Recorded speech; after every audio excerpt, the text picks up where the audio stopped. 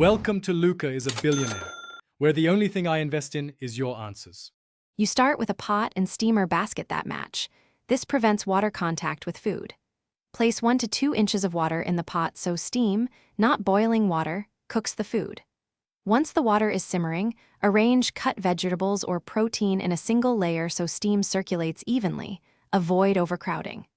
Make sure leaves or thin items are on top, thicker pieces below. This combination of simmering water and even spacing gives consistent texture and prevents soggy results. Once the basket is in place, cover the pot tightly to trap steam and heat. This is how conduction from steam cooks food fast and gently.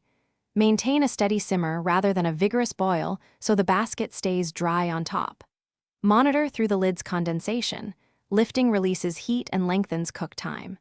Halfway through, rotate the basket or rearrange pieces to equalize exposure. This prevents hot spots and ensures every piece reaches the desired tenderness without overcooking. You finish by checking doneness with a fork or thermometer and removing food promptly so steam doesn't keep cooking it. That prevents mushy results. For cold salads, plunge items into cold water to stop residual heat.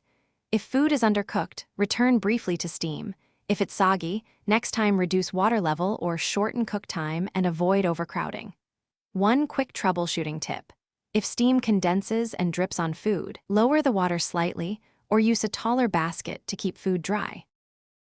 Thanks for watching and please subscribe. It's the best investment you'll ever make.